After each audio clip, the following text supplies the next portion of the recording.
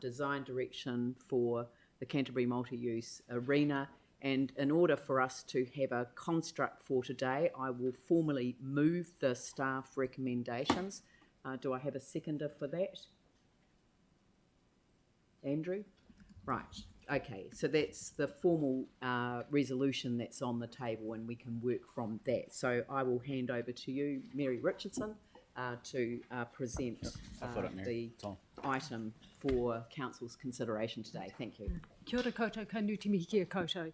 Greetings. Look, first I want to start by acknowledging and thanking you for coming in on your recess week. I know recess weeks are precious to you and you had planned a holiday, so I really appreciate the fact that you have all come in from your holiday to debate this matter. I also want to acknowledge the other people that are in the room today. We have Barry Bragg from the board. With us we have Tony Smale from Canterbury Rugby and Julian Falloon from Sports Canterbury, and also Peter Morrison from the hospitality industry. We've also got the B6 WAPAC team, who are the contracting team and have been absolutely invaluable throughout this process, and we could not have got as far as we have and also dealt with this issue today without their support and their depth of knowledge from their international experience. We also have, we were intending to have Christchurch NZ here, but they are sick and an apology today, but they have given some advice. And also we've got Nigel can touch on some advice that's, and statements that's come from Crusaders in New Zealand Rugby. And the only other apology we have is Canterbury Foundation. So I think I've covered everybody off who's here. The team presenting today are a team that's both council and Venues Aotearoa that have been working on this, and so what we intend to do today is I'll provide a very brief overview, and then I will hand over to Nigel, Caroline and Andrew to speak to aspects of the report, and also Alistair Pearson and the WAPAC team will be able to answer any questions around the construction, and we also have people here, Michael, who can talk to the finance aspects. So as advised in the report, we are seeking approval to modify the design scope for the Cmua. And this modification is going to better enable the project to be delivered within budget. So today, the decision today is not committing to do D&C contract. It's just about moving the project forward. As the report identifies, late last month the council were advised that the contract price estimate had increased to approximately 130 million over budget, and that was then reduced down further by value management, but still significantly many millions over budget. The report identifies that this budget increase was largely due to first the increase in scale. So that was this, the size of the building getting bigger with additional seats and the inclusion of a concourse. But also it was the increase was due to the large increase in construction costs, both in New Zealand and internationally. And that's been largely due to the impact of COVID and also the post-COVID recovery across the world. The report also reminds you that we are actually in a pre-contract service agreement with the contractor, and that pre-service contract agreement was designed to ensure that any potential cost increases and related scope issues were identified as early as possible. And so it is doing exactly what it was designed to do, that we are being alerted and being able to address those early rather than later when we got to D&C and it was too late. Also touching that the scope modification in this report is really about the minimum sports mode seating capacity. So that's what it's proposing, is that the minimum seat capacity in sports mode is reduced to 25,000. And just noting on that is consistent with the preferred option in the investment case. So that's what the option in the investment case suggested. It is also consistent with the funding agreement we signed with the Crown, which was 22,500 permanent seats. That recommendation is also based on stakeholder feedback, and Nigel will speak to that soon, and also the operational analysis that was done by Carolyn's team at VO, and she will be able to speak to that. But also, it's worth noting that the modification is the design as it's standing with the design that we are suggesting we move to. It will provide better user experience than even the investment case envisaged. So it's actually with the level 1 concourse that's been put in, which wasn't in the investment case, while still retaining seat size, sight lines, and also the mix of spaces, is actually a much better user experience. And this is a user experience for the people that will be turning up to the stadium week after week after week. So, you know, the key users who are regular users. It also has a better turf solution, and it also will retain the essential acoustics quality, plus also maintaining the aspects around sustainability and resilience. And we do cover that in the report, and what PAC have done a lot of work around that already. So now I'll hand over to Nigel, and then on to Carolyn and Drew. So, Kia ora. In terms of what I wanted to touch on in terms of it's in the report is, I guess, when the response team was stood up, in terms of we went quite quickly with some of the sporting stakeholders. And I guess the key thing that came from that was the reconfirmation of the importance of the great customer experience at the Cmua. So in terms of when we went through and quizzed that, the inclusion of the level 1 concourse and the associated benefits of that was prioritised as being more important than the additional 5,000 seats from 25 to 30,000 if the budget didn't allow for both. Certainly as they went through, they considered that the 25,000 seat capacity will cater for most sporting events, with the exception of potentially a Super Rugby final, All Blacks games, and other large one-off events that would come to the city. In terms of the importance of seat size, leg space and sight lines was reconfirmed, along with the benefits of being able to host supporters at the Cmua. So the behind glass experience was also very, very important to them. I do have a couple of quotes in terms of Colin Mansbridge from the Crusaders. He's actually meeting with New Zealand Rugby at this point in time, so he couldn't make today. But in terms of just wanted to reiterate quotes from Colin and from New Zealand Rugby. Colin, in terms of, says that the recommended design direction strikes a good balance between amenity, quality and cost effectiveness. In terms of, obviously, their dream is for a new multi-use arena to be a quality home ground for the Crusaders, and the recommended design direction ticks all the boxes for them. Like most of the stakeholders we've spoken through this process, he wanted me to also reiterate the importance of certainty and the progress and continual progress of the Cmua.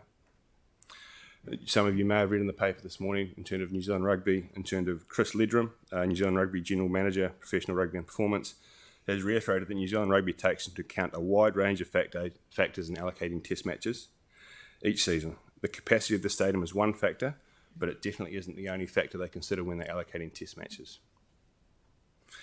If we keep going through in terms of just to highlight on that in terms of the bid incentive fund, in terms of, you'll recall in the long-term plan in terms of there was discussion around that, and it was resolved that a bidding fund for the events of the new Canterbury multi-use arena would be addressed as part of the annual plan to allow further work to be undertaken to establish the appropriate amount and the mechanisms for that being used. In terms of, just to go through, when I have spoken to other stakeholders and many are watching live today, in terms of, they definitely wanted me to reiterate the importance of certainty and the progress of the Cmua, in terms from a hospitality perspective, from a business perspective, and also from the sporting perspective as well. I think there are other things in the paper, but I think I'll just leave it there and take questions later on. Lovely. Thanks, Nigel. Good morning. We've undertaken an assessment and analysis against the investment case, but also against the venue design fundamentals. We've modelled that assessment across all design alternatives, including the base scheme and the two RT options referenced in the report. But we've always kept in mind the overarching strategic objectives of the Cmua, as referenced in the investment case. The options analysis also reflects our operating model and the current environment. Venue design fundamentals critical to the success of the venue have also been assessed, and they've been assessed against 4 key criteria. 1, commercial viability and competitive advantage. In the best interest of the city, we must be competitive in the national and Australasian markets. We need to be able to attract and retain multifaceted and large-scale events, and the venue design must also consider the future of events. It must be future-proof, for instance, for things like esports, fastest growing sport in the world. And as Nigel has referenced, regardless of the capacity, a bid incentive fund is still required. and albeit capacity will impact the size of that, it's been, as per the investment case, would always be needed. Second key criteria is operational functionality. It underpins the guest and client experience and also the commercial viability of the venue. Key design principles should maintain fundamental ease of access to amenities and smooth and easy venue ingress and egress. Third key criteria is guest experience, and albeit it is often an outcome of operational functionality, it is critical to the success of the venue and for all return custom. Good access to amenities, ease of movement in and around the venue, acoustic quality, comfort, variety and consistency of food and beverage offerings are all fundamental. And lastly, multi-use. So to maximise the opportunity for the city, to be competitive in attracting a high volume of top quality events in a range of genres, the venue must be genuinely multi-use. A genuinely multi-use arena is a competitive point of difference for our city, and it provides more opportunity to diversify revenue streams, and it future-proofs the venue. So the assessment against the three options that we've been looking at by way of both the investment case as well as the design fundamentals. So the base scheme, it delivers on the core fundamentals with the exception of turf health, and turf health is fundamental. What that does is with all activity on the field of play, it increases the operational cost of turf mitigation, so a turf farm for instance. RT2, so that was the slightly larger option, with remaining with a staged pocket but no level 1 concourse. It does deliver all core fundamentals, but a lack of a functional level 1 concourse is an operational, commercial and guest experience detractor. The notable impact on the investment case is a less optimal guest experience, which could affect return custom, and no concourse also reduces the multi-use functionality and the ability to utilise space under the concourse, which is a future revenue generation opportunity for tenancies, for example. RT1, which is the recommended option, which is the 25,000 seated capacity, maintaining the 36,000 large concert capacity, northern stage pocket and a level 1 U-shaped concourse, delivers on all the core fundamentals, including turf health, and it also delivers with the level 1 concourse an enhanced guest experience. There's an improved commercial outcome with closer access to food and beverage amenity, and then also that level 1 concourse allowing future opportunity for alternative use within the venue. We're preliminary design. Obviously, there's a lot of design work still to be worked through, with obviously the 25,000 reference as a minimum, and of course where we can, we would always look to increase that, but we won't know the outcome of that until we get more design clarity. Thank you. Thank you. And thanks, Carolyn. With regard to turf health, I guess the fact that there's so many people up here talking to you sort of articulates how challenging this project is. And I know there's a lot of discussion around seat numbers, but frankly, if the turf doesn't work, it doesn't matter if you have 1 seat or 30,000 seats. And there have been disasters around the world with stadium builds, complex stadiums, where trying to keep something natural and alive in an artificial environment has created significant cost challenges for the owners of those venues going forward. So the focus of what I've been looking at and the team have been looking at are the whole of life impacts of the design, not just the design. And that's why we have a situation at the moment that's unresolved. Now, RT1 will require some reinvestigation of building science work to make sure that we can have this living thing growing in a building. But we're quite confident that we've got the right team to move that forward. RT1 in particular, in relation to the turf health, takes some of the stress away from having every multi-use event on that turf. And that's a big plus factor. There's still work to do, but that's a big shift forward for turf health in terms of understanding how much impact there will be. There will be need for replacement turf, but under the RT1 model, at this point in time, it looks like that will be significantly reduced. And so that's a major plus. We're talking about funds that were not budgeted for. So the design outcome of the base case at the moment didn't achieve a whole of life solution that we were comfortable with. I might just leave it at that at this point. I'm happy to answer questions and hand back to Mary. Great. So just before we move to questions, I think there's just two matters that I really want to emphasise. And firstly is that the first one is about the criticality that we make a decision, or you make a decision today. And that's because we have B6 WAPAC who are under contract and waiting for direction. Secondly, it's only through the next phases of design that we will get greater clarity and certainty around costs. And also that thirdly, if we delay moving to the next stage, we will actually just have the risk of increasing costs and the further risk of escalation. So it's that real criticality that a decision's made today. And the other thing that just want to highlight, and we will consider this matter more when we're talking about the financials, but the project still has risk of future cost escalation and increase. We are that's been highlighted in the report, but we are only in the early stages of design, and also we are in a COVID and post-COVID environment. And the predictions, and you would have seen this mentioned in the report, the predictions about escalation varied about the level of escalation and also when it's going to settle out. So there are still cost risks associated with this project. But the key message is we really do need to make a decision today. Otherwise, the risk will just mount, and there's no more certainty we can give than what we've got today. We can only give more certainty by moving forward. Thanks. So if we hand back to you, Madam Mayor. Thank you. I'm not sure whether Dawn, did you want to say anything at this stage or not? Madam Mayor, it's just to confirm I'm in complete agreement with the team. I know there will be questions that elected members and yourself may wish to ask, but I think that's a really good start. Okay. Look, perhaps if I start, there's obviously been a number of issues that have come up, and it was good to hear a focus on the user experience rather than the people that would be either performing or playing in the arena. I just want to reflect on, though, there are obviously a number of design features that add to the cost, and I've got the big cost is the roof, the fact that it's a covered stadium.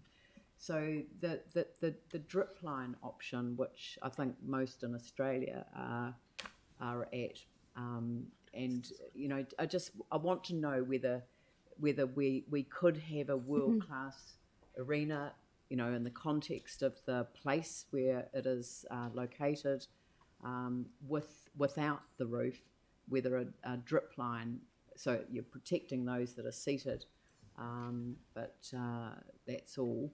Whether that would provide a world-class arena, because I'm trying to just ask the question that needs to be explored in the public context of this debate.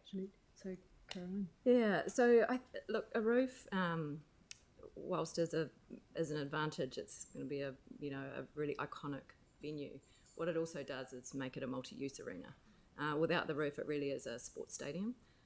The roof provides confidence and a surety for particularly concerts around weather, and it also future-proofs it for things like esports that need covered stadium. And for instance, esports at the moment are looking for stadiums around the world for 25,000, but they have to be covered, and there aren't many of them around. So that's something new, I mean, I obviously there are councillors around the table that are a lot younger than I am. So, can you describe what did the esports look like in terms of the way of the future? So essentially they're 3-day, mostly these big kind of tournaments. It's almost like watching ESPN on TV at the moment. So you have an eSport channel, and it's streamed to millions around the world. But the actual tournaments, they pack out closed arenas. There are 4 big screens in the centre, and they it's not never my cup of tea, but they play each other in these games, and they're there for 3 days. It's daily food and beverage, and about 80% of the people competing and coming to the venue are visitors. Right. Okay. No, I mean, thank you, because it is a question that keeps getting asked. So the multi-use side of the arena is completely dependent on the roof. Yes, yeah, and particularly for those reduced mode concerts as well. And just to add to that reminder that it is a key fundamental in the funding agreement with the Crown, so a condition of which the Crown gave their contribution. So they wasn't could covered. withdraw their contribution. Yes. So that was one. What was the other? Was there another one with that? There was another key fundamental. Was it? It was the seating capacity, the multi-use. And what was the seating capacity, which was the minimum? Minimum of 22,500 Thank you. units. Okay, right. All right. Okay, so questions. Yanni and James. Okay. So can you just help me understand, like, who sets the ticket price? Obviously, we've been told if we reduce the capacity, we would possibly, or most definitely, have to increase the bid incentive funding that we put in to get, if we wanted a Tier 1 All Blacks match. Why can't rugby actually just increase the ticket prices to make up the difference in the seatage capacity? And why should we, as a city, incur that cost?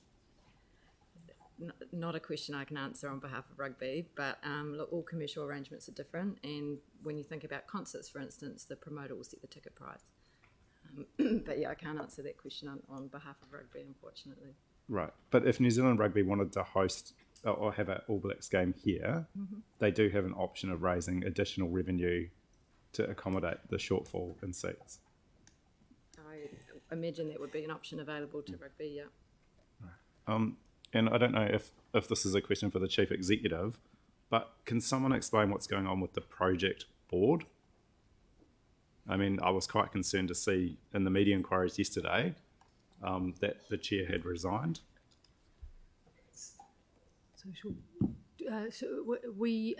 You'll see there's a resolution there on 7. We'll report back in to Finance and Performance about that. So it will be better that that's discussed in that report. And Right, but why are we finding out through the media inquiries? so Look, I mean, it is relevant because there's been a lot of public interest in it. But potentially to protect the privacy of the individuals, can we discuss that in PX? yeah, perhaps what I was going to say too, and I'm remiss because and you've reminded me of it. There are certain elements of today's meeting which are going to have to be conducted in PX.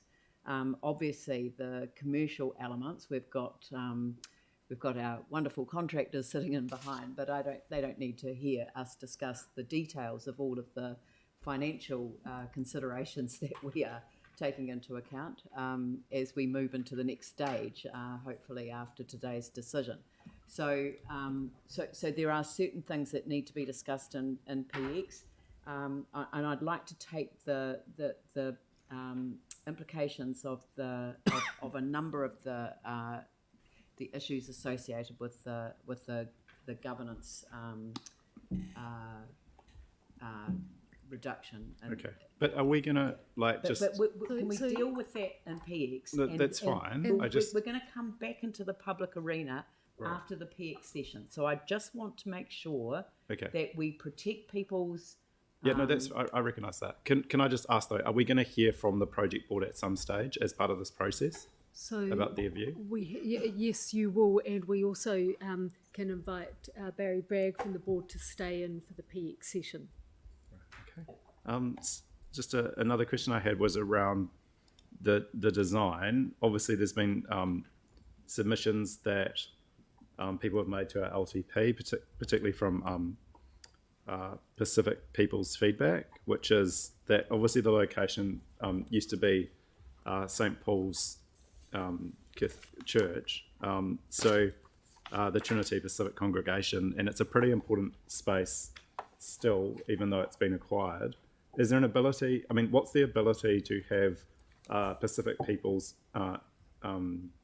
input and I guess engagement in the design as we move forward? Is there a I know that they've done it as an LTP submission and we're going to get a report back, I think, within a month.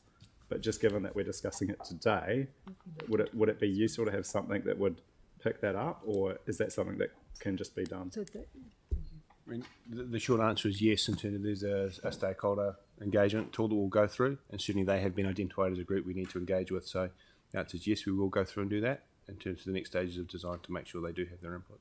Okay. And just can I check? Just confirm.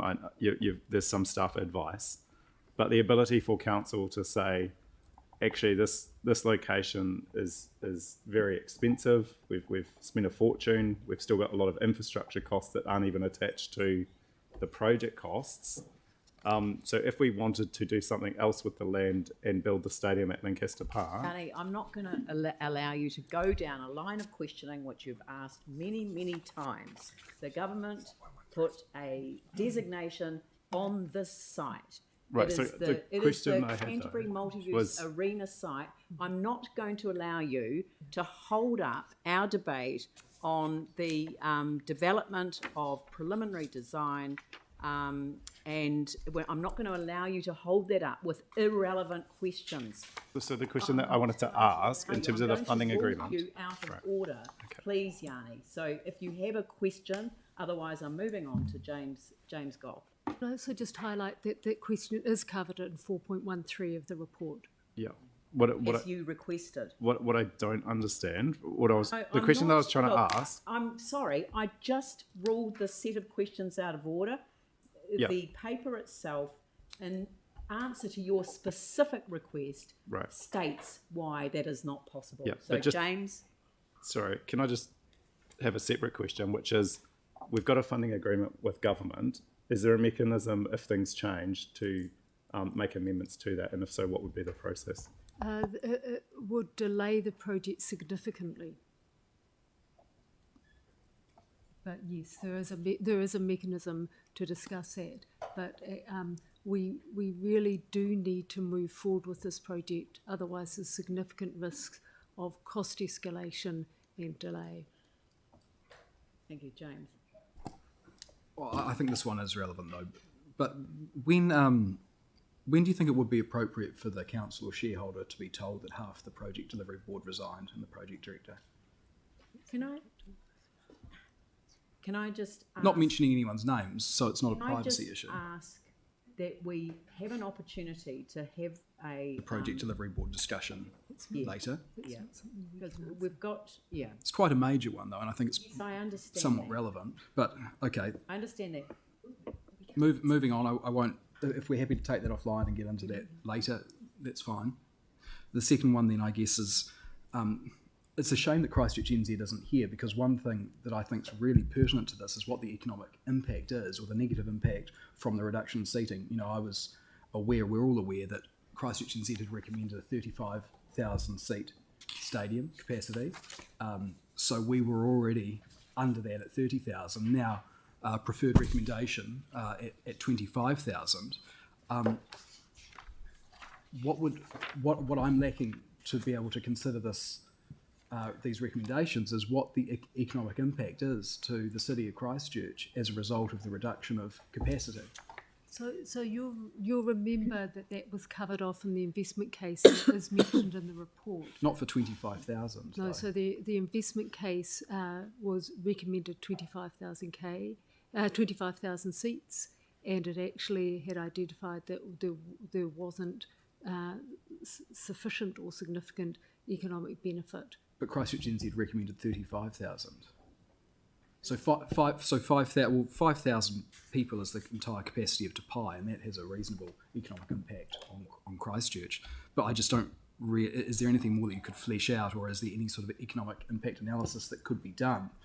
Because I don't think that we have enough information on that, and that's probably the entire point of building a multi-use arena, is not because we like watching people kick balls around, it's because of the catalyst effect it has on a local economy and the spend that they provide. A lot of the, it's probably quite important to note the concert capacity as well. And so with this recommended option, it's at 36,000, which was Yep. actually as per. Yep. And most of the significant economic impact comes from those large concerts because a lot of people visit. And so if you look at, well, look at Ed Sheeran in Dunedin, for instance, 3 days in a row, over 100,000 people, $38 million worth of economic impact for the city. 70% of people travelled there, half of them were from Canterbury.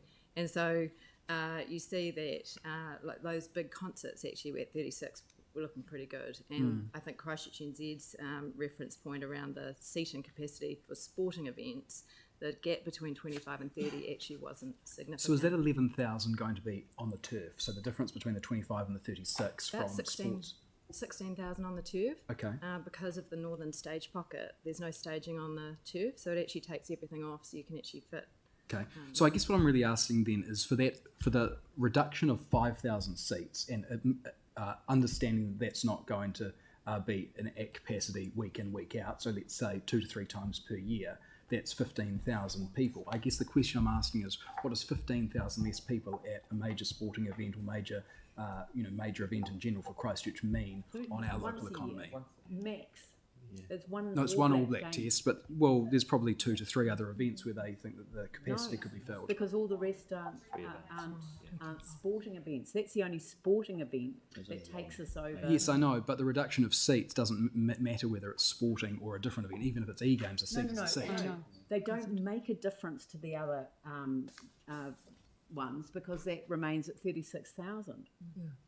But if you had 30, so you're telling me that if we went with 30,000 seats, then and that would still mean that the concert capacity is 36,000 either way. No, so if it's 30,000 seats, you'd get over 40 in the RT2. So that is my point. But Sarah knows better, and so does the mayor, so that's fine. It was very helpful. Yeah. Could I let the experts answer the question? Well, you were answering it for them too. Yeah, so sorry. So the concert capacity 36 for the 25,000, but RT2 is actually taking it beyond what the investment case or the post-council resolution was even forecasting. So, is there an ability to get more of an economic assessment then on what that the reduction, I guess the opportunity cost then from RT1 would mean versus where we were previously? That's fine. I can't get any more from that. My only last one then, if I may, is what work has been done? Like, there's been a heap of work on getting the machete out, I guess, on cutting revenue-generating items. But what work has been done, or what priority has been placed on raising additional funding? So first of all, that as Carolyn touched on, the actual having the concourse there is a revenue generating item. So it's not cutting. But no one's those recommending it's cutting only the seats. concourse. So it would be the other option of reducing Not it the back preferred into one. scale. There have been discussions around with the Christchurch Foundation about revenue generating options, and then there is options, and there has been some initial discussion a while ago with the other territorial authorities. The advice that we have received, and Nigel will be able to give more information on that, is largely that we are more likely to get funding contributions for operations, the ongoing operational impact, than the capital. Okay. Is there scope, or is there ability at this juncture to pursue? And I agree that operational funding streams would be incredibly helpful and make a lot of sense. But I guess at this point too, we've got a capital problem. Is there an ability, or is there work being done on raising additional capital? So there's ongoing work, but as I said today, it's really important that a decision is made today, because that's going to move the project forward. Otherwise, the project's in significant risk. So there needs to be a decision today. If you wanted to make a decision and take the risk of an unmet funding gap that we're prepared to take as a risk on potentially more funding, you can do that. So that would be, and you would do that by, so just so I'm really clear on with the resolutions in the, if the council were to vote against the recommendations that are there, it essentially means that we are at where we're at, where we are over budget and we have a funding gap, and we'd be forced to find additional budget. Yes. which may or may not be forthcoming. But, right. okay, thank you. Sam. Yeah, thanks, team, and thanks very much for your work. I mean, I'm concerned about the capacity, but I do like the design of your recommendation. The first one is, so just around the 220 million from the government, can you just jog my memory on when that was, that was announced in the run-up to the 17 election, I think, wasn't it? Yes, but the funding, and I can't quite remember, the funding agreement, to my understanding, wasn't signed off until 2020, from my memory. Yes, So But the quantum didn't change, did it, from effectively that announcement in 2017? The announcement in 2017 was for a $300 million acceleration fund for regeneration. Yeah. It was a later decision that apportioned that 300 million into 220 for the multi-use arena, and 40 into ORAC and 40 into existing skirt So programs. that was based on the investment case. So the investment case was submitted to the Crown for the 220 for the Cmua, and then two investment cases for the other 240s for other. I was just looking from 2017 till now, that would be about another 20 million in inflation. So you can kind of see we've been caught out in that sense as well.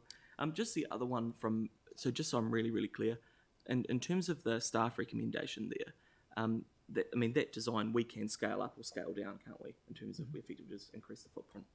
Yeah, okay. So yes, so if you scaled up, as you scale up, you're scaling up the price as well as the capacity. Yeah, okay. And the other one was around, I think it might have been a point you mentioned at the beginning, around the Super Rugby finals. So are they at 25, are they included or excluded? And in terms of to go through, obviously, certainly around that commentary from Colin Mainsbridge, is they believe that they could get 30,000 to a final and to work through. So that's the comment that they've made in terms of, but obviously the rest of the season, the 25 would be doable. Okay. But he also talked about in terms of the compromise, if you went to 30,000, what that would impact as well. So the customer experience, the behind glass, and the hosting opportunities were really important to the Crusaders. So the other thing, and it might be something for PX, is just, and I agree with James in terms of it would be really useful to have Christchurch NZ here, given they are our economic development agency. So that is quite frustrating. But in terms of, I guess, have we done any economic analysis around our seating capacity versus what they've got at Forsyth Bar? And because we talk about competitive advantage, we've obviously got the roof as well. But what's the implication of us effectively going to 25 versus them having another 5,000? Could you just touch on that? Yeah, so look, there are advantages in Christchurch infrastructure, obviously, and so it's more challenging to get to Dunedin, particularly for international travel, etc.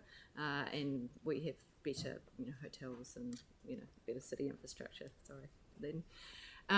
But in terms of the actual competitive advantage, 30,000 is going to be a better proposition. You're going to sell more tickets, which is obviously currency to promoters and some sporting codes.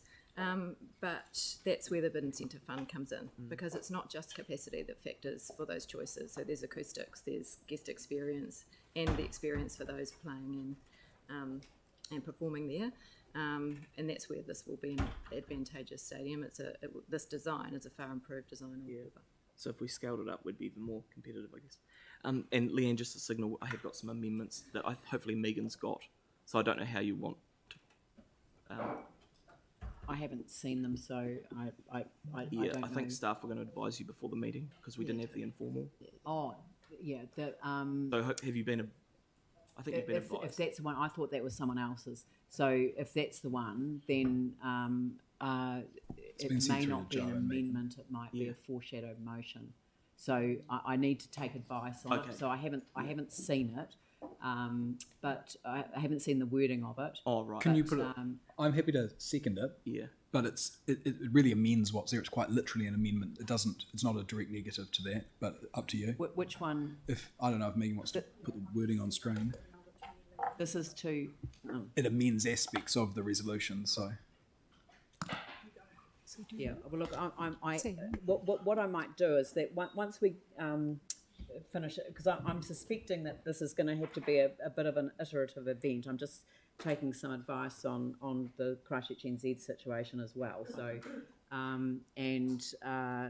and there are probably a couple of other issues. So I'm probably going to adjourn the meeting, and then we'll come back and have more questions, and then we'll go into the PX session, and then we'll come back and have the full debate. So that's the way I'm sort of seeing things moving, because I don't, and people sometimes sort of comment about informals, but the reality is that informals enable us to deal with a lot of the procedural stuff, or know what procedural stuff is going to advise. I wasn't aware that Christchurch NZ wasn't going to be here, so can we just clarify that, Leanne, that Christchurch NZ? So just to clarify, in Christchurch NZ, we're going to be here. Lauren Heafy's at home ill. Yes, I understand that. Christchurch NZ is not one person, and I'm just saying that there must be others who can deputise with advice and turn up. Someone senior within the organisation. They've also got an I just think that would be something that we can sort out. But I didn't really want to have this conversation to hold things up. But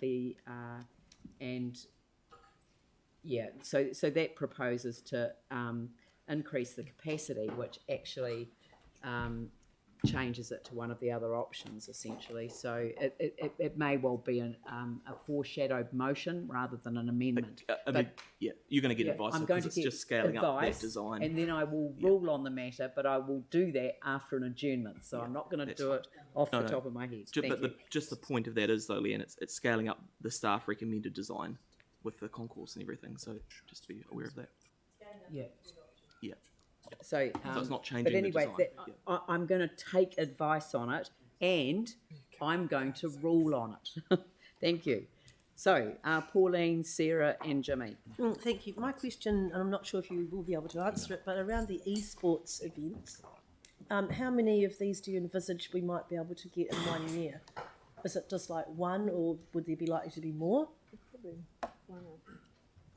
Probably about one a year by 2025, so it's a bit unknown. It's moving pretty quick. But Excuse me, but you can't be heard by Dawn or anyone if you come down to the speak. mic. So you're going to have to speak into a microphone. Danny Schroeder, our head of commercial. apologies. Sorry. Danny from Vineyards Otatahi. Esports is a bit of an unknown in 2025, but if you did one a year, it's not substantial economic benefit, but you wouldn't be looking at 3 or 4 per year. Right, so until later in the life of the arena. Right, so pretty much one. Okay, thank you. That's all good.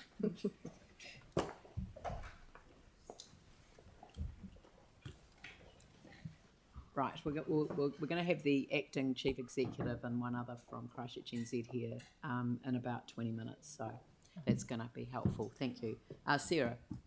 Thanks so much. I'm just looking through at 3.22 and looking at the design and how, while the recommendation is to go for the minimum 25,000 at this point, there's going to be some work to try and get that closer to 27,500. That's just within the current design and wouldn't include adding seating into the northern pocket. So that still leaves the northern pocket space free for temporary seating for major sporting events, is that right? Yeah. So if the design work managed to get to 27,500, we would still be able to put an additional few thousand of temporary seats in that concert pocket at the northern end for example, an All Blacks test, potentially. Yeah, well, if you're thinking of it as the whole capacity, now it's yet to be determined how many of those seats would be temporary. Okay. Seats that you could retract or permanent. The next phase of design, that's why the next phase of design is so important. That's where we're going to find those answers. Yeah. So if you think of the paper and the recommendation is talking about a minimum capacity, a guaranteed minimum capacity with the intent to increase that. Yeah, so the guaranteed minimum would be permanent seating. No, just to be absolutely clear, if you want to have 25 permanent and an additional 5,000 temporary, you are increasing the capacity and that's increasing the price. The scale. So you cannot get additional temporary seats into this. No, I'm just thinking for later. So if we were doing Future what it it's is. it's all about the scale of, and perhaps we might footprint. be good I'm just to- thinking about that northern pocket that is going to be sort of a carved out space for a stage. Is that going to be in part sports of mode the that would have seats in it in sports that mode it would would have make up the already have 25,000. okay, no, that's good. It's not clear. Thanks. Yeah. Jimmy? My question is follow Sarah's question, particularly if we review the staff recommendation, paragraph 1.c and paragraph 2. I just want to know, if based on these criteria, finally the preliminary the design, there's a alternative or just one version, because it will minimize 25,000 seats for the sports, those seats. However, you mean it's minimum, probably up to the, if 3.22 is up to the 27,500 seats, whether it's two different versions, then presented to the council, make final decision, or just definitely just 25,000 seats So- within those specific budget. We need to move into preliminary design with one set of fundamentals. We can't spend time doing two designs. Yes. We need to concentrate. The team need to be able to concentrate on moving forward into the next design phases with one set of fundamentals. And as they do that, they will get more clarity around capacity and other factors. But we can't come back. We can't work with two more designs going in tandem. It If is that's true, why one- we need the paragraph, put on the paragraph 2 in here, why? What was that? What's the rationale for put on the paragraph 2 in here? So that's about 1C can cover this one, 1C, paragraph 1C. So 1C, yes, so 1C is about the minimum capacity. As the preliminary design is developed, with that minimum, it may be as it's worked through, they may be able to find ability to get more seating in that, but we can't do another design in parallel. So it's one thing going into design, and as the work's done around that, they may be able to work out more seating capacity. You've got it bang on there, Mary. It needs to go into PD, preliminary design, to start to understand the fundamental design details, which will allow you flexibility in your seating layouts, and they've got to be developed through that next phase.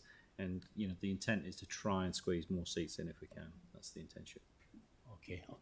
Sorry, Mayor. A second question regarding to the paragraph 5. Here the budget include the estimate 3% escalation. So this one is within the specific budget or is additional budget in an annual basis. So that's at the moment the cost has got a 3% escalation factored in there. Yes. By the time it comes back to the D&C contract, Yes. that there'll be more clarity. So the price estimate at the moment includes the fact that there may be across the life of this project or to the midpoint of this project a 3% escalation. But we have alerted you to the fact of there's very varying advice about where that escalation's going to go over the next years, and it could be anywhere as 6 to 7%. But at the moment, we have factored in a 3%. We've allowed in the costings for a 3% escalation. Okay, thank you. I've got Melanie and Aaron and Anne. If the cost was to escalate beyond the 3%, either through a decision today made by councillors or in time, where do you envisage that we might actually find extra money if it actually ends up being required? So, there will be some money in the contingency of this project. If it moves beyond the contingency, that will be an unbudgeted issue that council will need to address. There are that could be addressed through an amended annual plan, because by the time we're at the D&C phase, we're getting quite close to have actually built the annual plan next year. or there would need to be other ways. So that would need to be looked at from across the capital program to see if there was capacity to fund that gap. But you are not, so again, you're not committing today. You don't commit until the DSC contract comes back, which is forecast for March, but with this delay maybe a bit late, maybe later April, May. Aaron? Yes, just a couple of follow-on questions from a couple of James Goff's points around the economic modelling. How many bed nights can Christchurch take currently, and with the size of the stadium, does that affect some of the unbuilt hotels that are yet to land in Christchurch, and also the ones like the Hilton down the road here, which is sitting as a really ugly shell in the middle of town until something triggers it to go? How many of those projects so has someone done that modelling to go, hey, once we're at this number, all of these other projects will go? If I may, can I suggest we answer that question when Christchurch and Z are here in the room? Okay, at that point. That one would be great. And also for the concourse, increased experience, increased spend, has the modelling been changed now based on Venues O Tuatahi's sourcing model of mostly, by far majority, local products? So not just venues selling a lot of product and making money themselves, but the economic impact across the entire community because you now buy so much more locally. Has that number changed as its value to the city? Yeah. So we haven't done the modelling by way of the city impact, so the broader economic impact, but we have reflected the in-house model as well as local procurement in the analysis of the investment case. Right, and the design of. So that does play into the overall Canterbury model? Yes. Okay, which is not just Christchurch as well.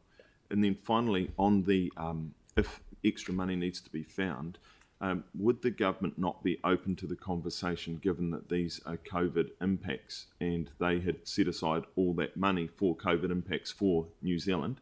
This is a big part of New Zealand going forward economically. Would there not be a strong case for some of the funding to come from the unspent fund that our country's borrowed? So at the moment, the funding agreement identifies the contribution the Crown's prepared to make at 220. It does give scope for, if Council determined that they wanted to move some of the other 80 million that's been allocated to water and transport, that you would be able to do that. So if you wanted to get more Crown money, you would have to get it out of that overall 300 million envelope. So that would mean you would have to divert funding that you've already got on your capital program for those other areas. But I think that the Crown would think that they have made their contribution and it's covered in the funding agreement. But they had made that in a pre-COVID world. Like, I'm sure that contract was signed without the possibility of a global pandemic being on the cards that might affect commodity prices, because every country in the world's treated it like a GFC and started printing money. So, of course, everything's gone up in price. So, therefore, it's a COVID impact. So I was just highlighting in the report, in terms of under 9.8 to 9.10 talks about some of the mitigations and the strategies around escalation costs, where it talks about further advice on mitigation strategies being sought, and in terms of if greater escalation occurs, funding may be needed to sort to cover the shortfall. I guess in terms of we've got a bit of work to do in that space, given we've been working quite hard on this over the last 4 to 5 weeks. So potentially everything's on the table. Yeah. Yes. There's a project that the Crown's building for us. Presumably, they've got they've got cost escalations applying to them as well. Have they asked us to increase the contribution? No. I mean, I'm just saying that there might be more to that debate than meets the eye. Yeah, so that's right. I think they would see that. All right, Anne. Yeah, kia ora, and thank you for the clear and comprehensive information that you provided for us this morning, but also through this whole process. Really appreciated. A couple of questions. In terms of future-proofing, Caroline, you've talked about future-proofing for the different kind of events that we'll be seeing going forward, which is great. In the design process now, can we future-proof for growth in terms of Christchurch will grow, the area will grow, we'll have increased need for capacity. Can we incorporate that in the design process now to be activated in the future? Not without a cost. It would add additional cost because it's actually about the structure you put in the ground, and it's also about the structure that you put up, the steel structure. And I'm very mindful that I'm probably the least qualified person in the room to be answering these questions. So at some point you may want to ask B6 WAPAC some questions who are really the international experts on that. So if I give any misinformation, do you want to? It may be that after the adjournment, Mary, because I want to have a discussion about who we can bring to the table to ask some of these questions in the public arena and what questions are best directed in the PX environment. So, but I'm very keen to hear from them, but I just wanted to take some advice about how we structure that. So if that's okay, Sarah. Thanks. Just looking at 3.19 with the expected average attendance of the different types of events that we're going to be getting. And this was in the investment case originally. And this was, to get this right, this was put together, the expected attendance by those people who work in those fields. Is that right?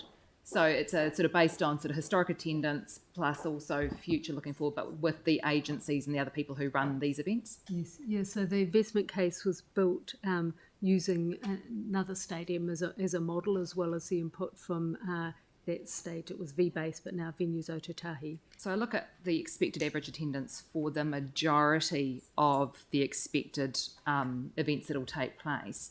And I know, and this is for Venues Otautahi, this is you talking a lot about that visitor experience and the impact of that. What would be the impact of having a much larger stadium if you've got, say, 30,000 permanent seating in there, when you've got a concert of 10,000 or a Super Rugby or a domestic rugby that's only got a half-full stadium? What does that do to the visitor experience and the likelihood of people coming back again and spending more money? Yeah, well, obviously the full bowl for a sporting event is going to add to the atmosphere and add to the experience, and that's why that 25 to 30 is a really good sweet spot for seating capacity. When you think about a reduced mode, and that's what the advantage in the design is actually to be able to have a reduced mode. So, for instance, that 10 to 15,000 concert, the design is actually supporting the ability to close off part of the bowl, which will give that atmosphere and that guest experience. Yeah, but for the sporting event, you can't do that, can you? No, it's the whole bowl. Yeah. And so for Super Rugby games where we might be getting mostly until the finals, for example, we might only be getting between 15 and 20,000. Adding an extra 5,000 empty seats doesn't add to the atmosphere, does it? That doesn't add to it. No. Thanks. Mike. Yeah. Thanks. Just touching on what Adam was talking about, Christchurch and New Zealand obviously has had a growing population for some time. Have we seen a parallel increase in spectators at sporting events at the same time? It's a really tricky one to answer with the impact of COVID in terms of the impact that's had on the sporting. I'm sorry, I'm looking further than just over the last year or so, but historically our population has grown. What has the attendance at sporting events been in stadiums across New Zealand over the last, say, 20 years? Have they increased with the population growth? Have they stayed steady, or have they actually decreased? I think in terms of it's quite complicated to go through. Obviously, Christchurch scenario, we have a temporary stadium that's impacted that. When you look across the country, there's a number of factors that go into how many people attend to sporting, from price, ticket price, through to yield, through to what's happening at the time. So in terms to answer whether it's increased, certainly you look at the most recent games of the All Blacks, they haven't been full in terms to go through. So I can't answer specifically because there's so many different criteria you go through, but certainly if you look at the size of the different stadiums around the country, that sweet spot is around that 25 to go through, and you look in terms of Eden Park with its capacity to try and compete with that. when you know that if there's a significant major event that's coming to New Zealand for 50,000 seats, that's where it's going. Okay. And I guess just touching on if we looked at increasing the stadium to 30,000 seats plus the concourse, so what was the budget going to be for that? So that's the one in the base case. Yeah. So there's been some work on value managing that. So I think at the moment it was sitting at about 88 million. Okay. But we can cover that in PX because there's also some advice with the RT1, what the impact it would be to increase that as well. So we can do that. And it's about the expectation, I guess, for that increase in the stadium to 5,000 for obviously quite a large sum. It's about one extra event, you may get an extra 5,000 people a year. Yeah, okay. Okay. Look, I'm just going to adjourn the meeting for, say, I'm sort of saying 15 or 20 minutes. So I just want to take some advice on a range of factors. So maybe if we reconvene at,